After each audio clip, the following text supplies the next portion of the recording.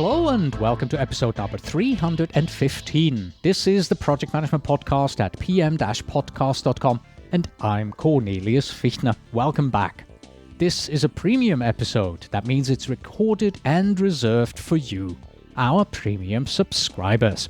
We are welcoming back Jamal Mustafayev, and once again we will be talking about his new book on the topic of project scope management. But this time it's all practical, because we are going to discuss and give you the top 10 topics and tips and tricks in regards to scope management. And so you can look forward to learning about the signs that your project needs proper scope management, requirement taxonomies, types of questions to ask during requirements elicitation, requirements prioritization, writing guidelines, and many more tips that you can apply to your scope management best practices right away.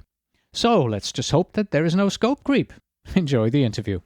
The Project Management Podcast's feature interview. Today with Jamal Mustafayev, President and CEO of Think Tank Consulting, a consulting company specializing in project and portfolio management services.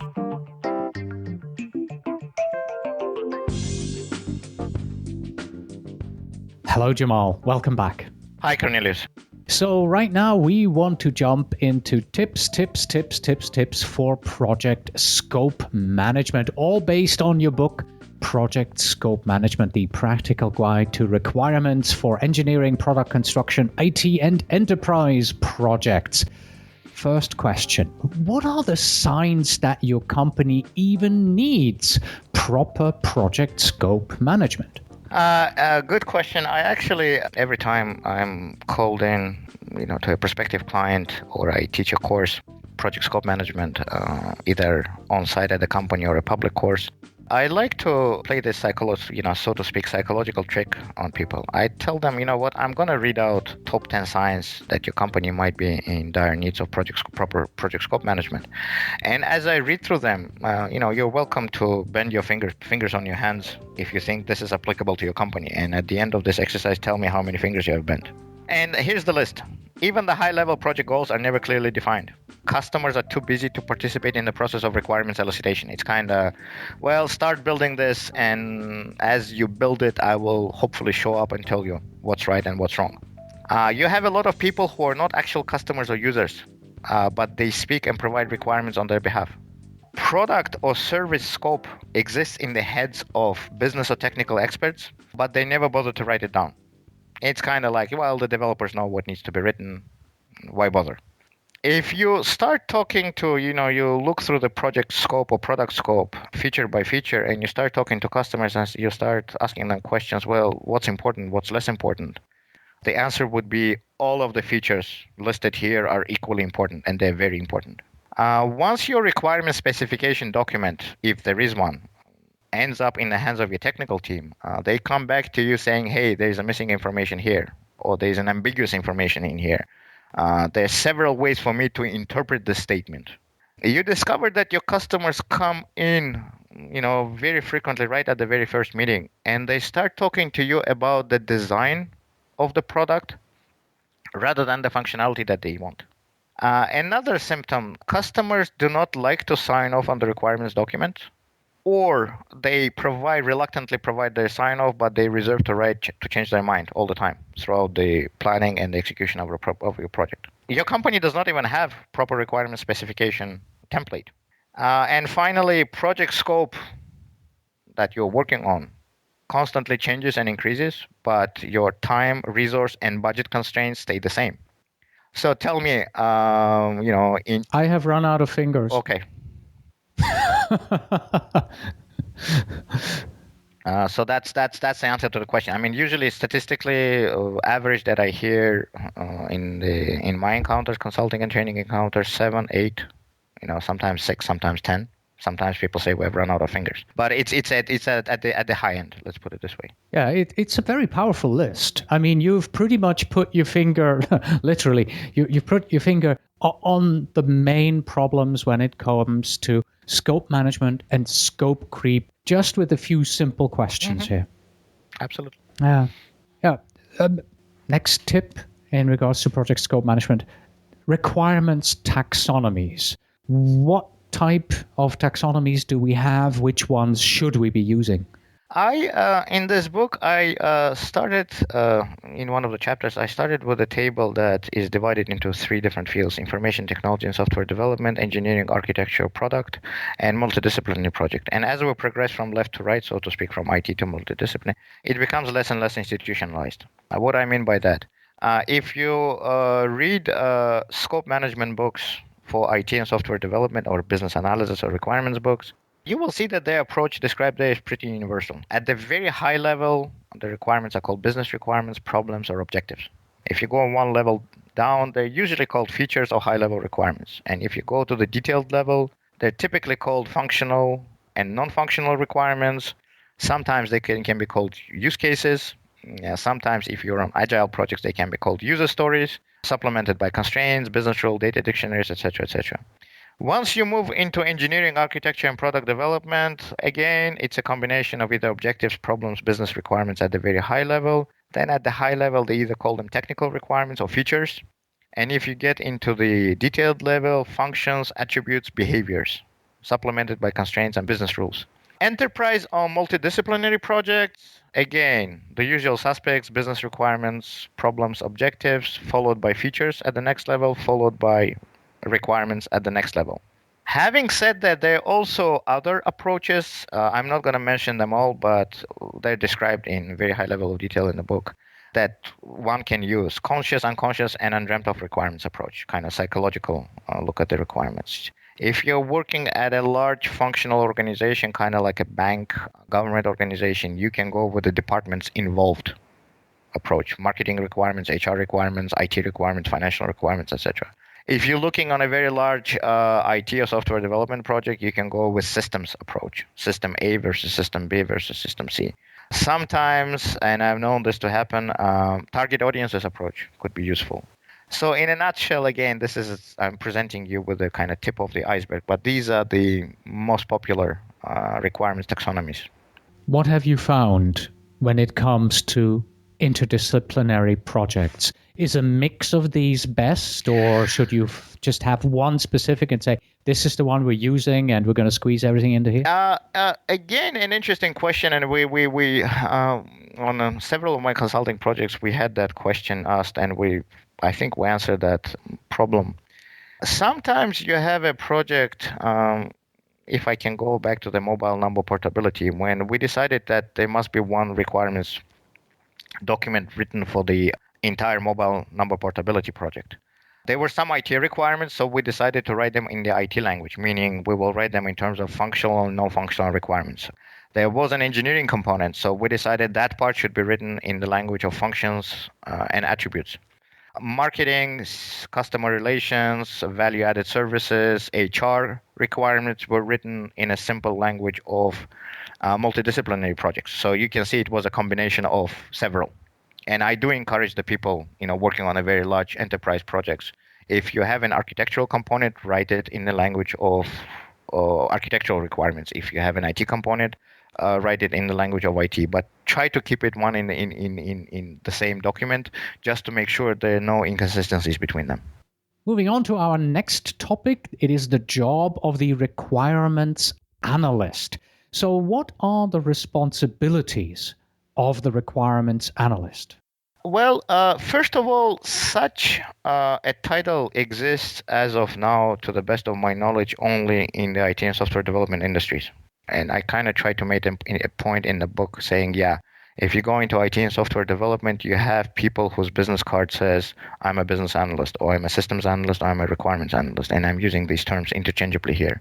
If you go to other industries, they don't have such people designated to do the requirements analysis work. So on other projects, it might be the lead engineer who takes on that role. It might be the architect or the designer who takes that role. It might be the product manager who takes on that role.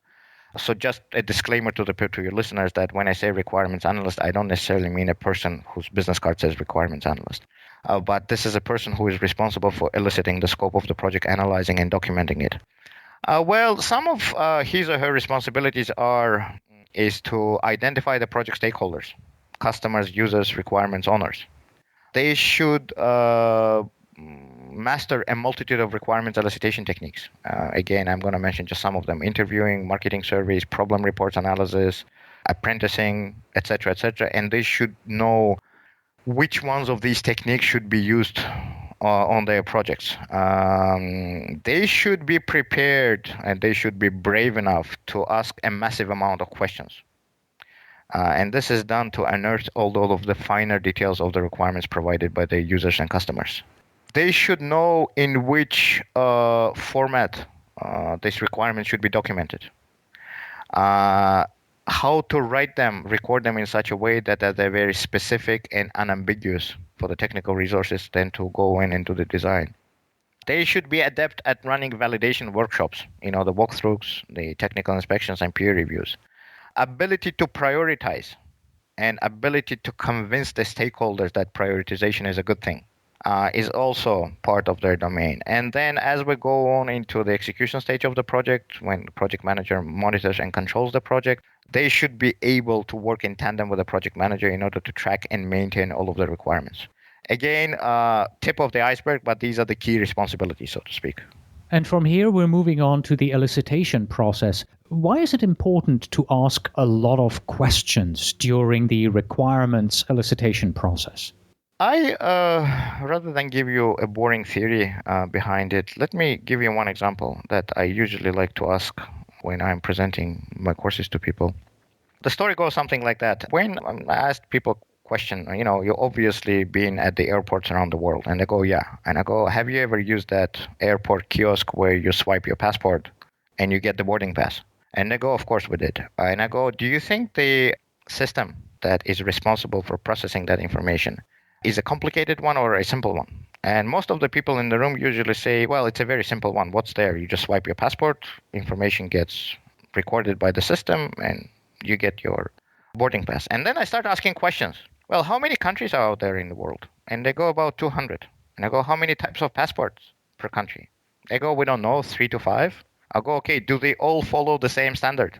And the answer is no. So what you're telling me is that if we take 200 countries by 5 passports, that makes it 1,000. So the machine should be able to read 1,000 different types of passports, right? Right. What happens if machine is unable to read the passport? What happens if a machine is able to read the passport, but it is expired? Should the machine be able to determine whether the passport is fake? What happens if the machine determines that the passport is fake? Should it notify the police? And people usually go, well, that sounds like a good idea. I'll go, well, you just, by presenting this requirement to me, you just implied that we must have some kind of interface from this kiosk to the local police department, which increased the scope of the project. Another statistic that I came across that was very surprising to me. Are you planning on deploying the system in the United States?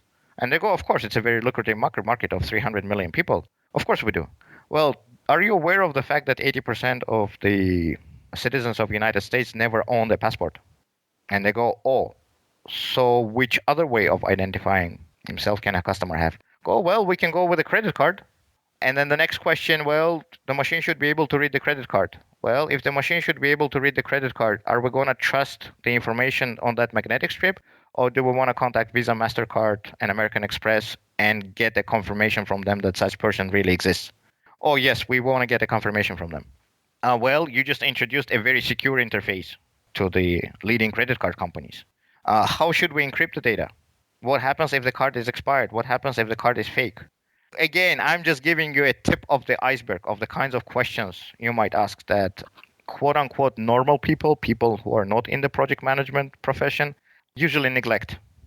But if you are a good project manager, if you're a good requirements analyst, if you have good requirements elicitation skills, you see those issues popping up right away. So that's kind of, hopefully it's a long answer, but at the same time, it's kind of tip of the iceberg type of answer to your question, why you should be asking a lot of questions. I can also see that the person who's asking the questions needs a lot of domain knowledge. You can't just go in there without knowing anything about the system you're trying to build, because you have to ask the right questions. It's a very interesting topic you raised. Sometimes it is impossible to find a person. There is no such person in the world who can be a domain expert on all of the facets of the project. I'll give you an example. One of the North American port authorities were building a container terminal for ships coming from all over Asia. And we had a conversation with their C-level people. And they said, well, a project manager must be a domain expert in all of the areas. And I said, okay, what are the areas included? They said, well, real estate, there is legal, there is PR, there is engineering, there is construction, there is IT, there is environmental cleanup, there is planning. You can see I can see where that you is can see going. where that is going. And suddenly I go, well, no such person exists in the world. So you can find a project manager who is a domain area expert in all of these. And trust me, there were 15 fields mentioned. So a better model would be to have a project manager who has a good understanding of project management, and then you provide him with a subject matter expert from each domain. He will provide him with a scope, and then project manager will be responsible to capturing all of that in the requirements document. So we've just realized in some cases, there is no way you can have all the domain knowledge. How important then is critical thinking during the requirements solicitation? Very important. I jokingly call it the difference between how normal people and project management people perceive things. And I'll give you one example, maybe if we have time too. If I tell you the phrase, we get the sales report, probably as a quote unquote normal person, you don't hear anything abnormal about that phrase, right? But if you're in the project management field, a whole bunch of red flags and questions should pop up in your head. I'll give you just an example of the few of them. Is it just you or your entire department? Do just specific employees within your department get these, or all of them? What about other departments? If other departments are supposed to get access to these reports, what specific people in those departments? What do you mean by get? Printed, mailed, faxed?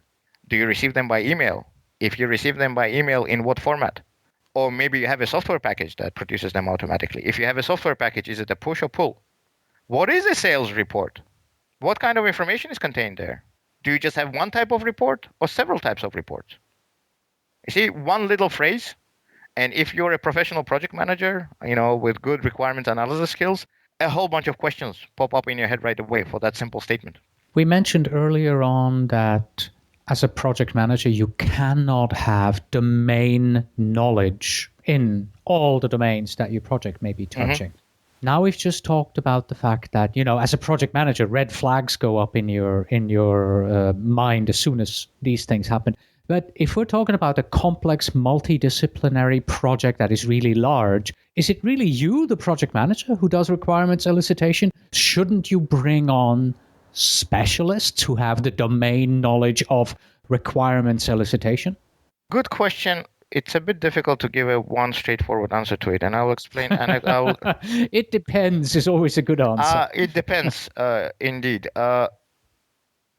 On one hand, you might have very good technical subject matter experts who know what needs to be done, but they're not very skilled at documenting it properly. So if that is the case, you have to sit down with them, and you as a project manager have to elicit those requirements from them and document them properly and then present it to them and say, is that acceptable to you? Another scenario is when you don't have those subject matter experts and you just have to go ahead and elicit those requirements right from the users and customers. But in my experience, very rarely have I encountered a situation where subject matter expert, again, be it financial, accounting, HR, environmental, legal, the list can go on and on and on, was able to come back to me and present me the list of the requirements in the format that I needed for my requirements document. In the beginning, when I ran out of fingers, one of the questions that you asked was about prioritization of the requirements, which ones are more important than the others. So our next topic, requirements prioritization. What can you tell us about prioritization of these requirements? Once you have your list of features or your list of technical requirements, again, depending on what type of project you're working on, it is usually a very good idea to gather all of your customers in the room and say, okay, guys, we have the requirements captured. They're correct. There are no issues with them. Let's try to prioritize them. Why would you want to do that? First of all, that while you're discussing why feature A is a must-have priority versus nice-to-have priority, you might discover some additional information based on the overall vision of the project. Again, very simplistic example. If you're designing a mobile phone and your customers tell you that sturdiness, reliability, ability to perform in extreme weather conditions are all high priority factors, then probably you're building something for the military, for the explorers, professionals working at remote locations. If they, on the other hand, mention a sleek design, multitude of functions, ability to play video and music, etc., then probably you understand that you're creating a product to target the younger, urban, well-to-do crowd. When you do feature prioritization, it can sometimes help with the early delivery of the product. So you basically strip the product of all kind of bells and whistles, so to speak, and you don't spend any time at all on them, but you concentrate on the functionality that's needed. Another thing that I, again, very frequently encountered in my professional career is that sometimes very frequently actually, the features that were at the end of the project, at the end of the planning stage, deemed, well, they're nice to haves, I guess we can deal without them, they seem to be the most complicated ones to deliver. So by stripping these features, you reduce the riskiness of the whole project. Now, these are the reasons why prioritization might be a good thing to do. Now, when it comes to how to prioritize, one of my favorite ways, straightforward way, is to have must-have, should-have, and nice-to-have categories. And I probably should explain what I mean by each one of them. Must-have means that if we drop this feature, there's no point in delivering the overall project. For example, if we were building a car, and I tell you that engine is a must-have feature, this means that if we do not build the engine, there's no point in delivering the entire car, which is the case. Should have are the features that are really, really, really important, but if we drop them, the overall project will still go ahead. For example, if we stick to the car example, passenger side seat. If we were building the first ever car, at the end of the 19th century. It is very important to have a passenger side seat, but if we don't have it, the car project, first ever car in the world project, would still go ahead. And the third category is nice to have projects. Nice to have features. These are the ones that, again, if we're sticking to the car example, having a stereo system in the car, CD player or DVD player in the car. Having said that, I describe a whole bunch of other ways to prioritize features in the project, urgent, non-urgent versus important, non-important, market qualifying criteria, order losing criteria, order winning criteria, expected versus unexpected features. So there's a whole bunch of techniques but they lead you to the same end. You have your features prioritized and you know what you do in the first place and some of the things that can be moved to phase one and some of the things that can be stripped from the overall project scope altogether. The next topic we want to look at, requirements writing guidelines. We've already spoken about requirements taxonomies earlier on in the interview. So, double question for you. What's the difference between requirements taxonomies and requirements writing guidelines? And then what are some of the writing guidelines? Well, the taxonomy is really how you organize your requirements hierarchy. Business requirement to feature consists of, say, functional and non-functional requirements in IT world. Requirements writing guidelines, there are quite a few of them. I'm not going to go through all of them. There's a nice table in the book describing them. I'll give you some of the kind of necessary features for requirements document to be considered good. They have to be verifiable. So you have to be able to test them. It's one thing, if you say the car shall go really fast, and it's a completely different thing when you say the car should be able to reach the speed of 150 miles an hour. The first statement is not verifiable. The second one definitely is. Either the car reaches the velocity of 150 miles per hour or it doesn't. Another big problem typically with requirements is ambiguity. The requirement should be unambiguous, i.e. there is only one possible way of interpreting the requirement. For example, the building shall be sustainable is very ambiguous. The building shall be able to generate 50% of the energy it needs by itself is very unambiguous requirements. Completeness. You have to be able to look at all possible scenarios, including alternatives and exceptions. This is very true for IT software development projects. This is very true for any project that involves business processes. They have to be traceable. They have to have some kind of marking on them. For example, FR 1.1, feature 1.0. They have to be design free. That's the default typically. So you don't go into describing how the requirement will be implemented by the product or service. You just take the functionality that you need. And finally, they have to be prioritized. These are some of the key requirements writing guidelines. It seems to me that words are very important when it comes to writing guidelines. So what words should you try to avoid when it comes to writing? It is actually one of the most controversial topics in my, again, personal professional experience and I'll explain why. Let me set it up for you and for your listeners. Usually I wouldn't say probably the majority of the projects, ideas for projects come from the very top of the organization, the C-level, or from the sales and marketing people who are the ones who interact with customers, hear their demands, needs, and they bring them to the technical team who is supposed to implement them. And here is where a disconnect happens. C-level people, marketing people, and sales people are very fond of words like efficient, fast, flexible, improved, optimized, seamless, transparent, state-of-the-art, sustainable, etc., etc. And it's impossible to provide a full list of these words, but trust me, the table that I have in the book contains a much longer list. Well, here's the problem. If you come to me and say, Jamal, build me a flexible solution, I wouldn't know what to do. Because I will right away ask, if I'm a good project manager, I say, well, what specifically do you want the product to do in response to specific changes in the environment? What do you mean by flexible? What do you mean it should be seamless? What do you mean it should be sufficient? One example, I think a very interesting one that was mentioned to me by one of my group of clients. I was presenting at one of the port authorities, project management for executives kind of one-day course, and I mentioned this list.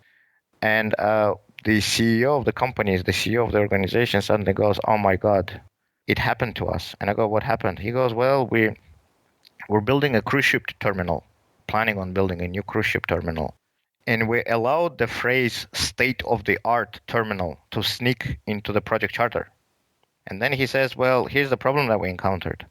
We had 7 or 8 cruise ship companies who were supposed to use this terminal. We had federal government, we had state government, and we had municipal government, plus some other players who were all stakeholders on the project. And he asked me a question. He goes, guess what? Do you think all these 10 very influential stakeholders had one opinion about what state-of-the-art means, or 10 different opinions? Cruise ship companies obviously focused on, well, it should the baggage handling system should be very fast and very efficient. Federal government came in and said, well, should be state-of-the-art security then. A state government came in and said, well, when you're building the port, you should be protecting the environment. Municipal government came in and said it should be sustainable. And the list continues on and on and on and on. To make a long story short, $200 million over the budget because of one expression. So here's an example of how these... Wow. Yeah. Costly words. Yeah, very costly. Yeah. In closing, let's take a look at a few tips here. My personal tip, of course, as I have just learned it from you, when writing requirements and writing about scope, avoid words that executive managers use. Avoid their adjectives like the plague, and don't use them as you are writing about your scope. Make it really, really clear what you mean. What are your 2 to 3 tips for our listeners when it comes to requirements management, scope management that they can use tomorrow on their own projects? My recommendations would be to learn the techniques described in the book. Try to use them by all means. As you're using them, try to determine, depending on whatever industry you're in, try to determine which are the techniques that are efficient and effective in your domain and which are not. A universal advice to all of the project managers and requirements experts: don't be afraid to ask a lot of questions. Definitely know which questions to ask. The book provides you with a list of those questions. Don't be afraid to combine, mix and match, so to speak, different methods. Definitely write requirement specifications documentation. If you don't have a template, then create one. And definitely conduct walkthroughs, inspections, and peer reviews of your documentation by your customers, by your technical team members, and other project managers working in your organization. All right. And these topics, tips, and tricks that you have just heard in the last half hour or so, they all come from the book Project Scope Management, a practical guide to requirements for engineering, product construction, IT, and enterprise projects. It is written by Jamal Mustafayev and it is published by CRC Press, about 315 pages long or so. Jamal, thanks for coming back. Thank you, Cornelius. Always great to be there. And that was our interview with Jamal Mustafayev with Scope Management Tips and Tricks. That's it for today. Thank you very much for listening. As always, you can find us on the web at pm-podcast.com. If you are a project manager and want to become PMP or PMI ACP certified, then the easiest way to do so is with one of our sister podcasts, the Project Management Prepcast or the Agile Prepcast, and study for the exam by watching the in-depth exam prep video training from pmprepcast.com or agileprepcast.com. Please send your emails to info@pm-podcast.com, and when you write, please tell me where in the world you are writing from. And finally, we have this, a quote by Robert Townsend. A good project manager doesn't try to eliminate conflict. He tries to keep it from wasting the energies of his people. If you're the leader and your people fight you openly when they think that you are wrong, that's healthy. Until next time.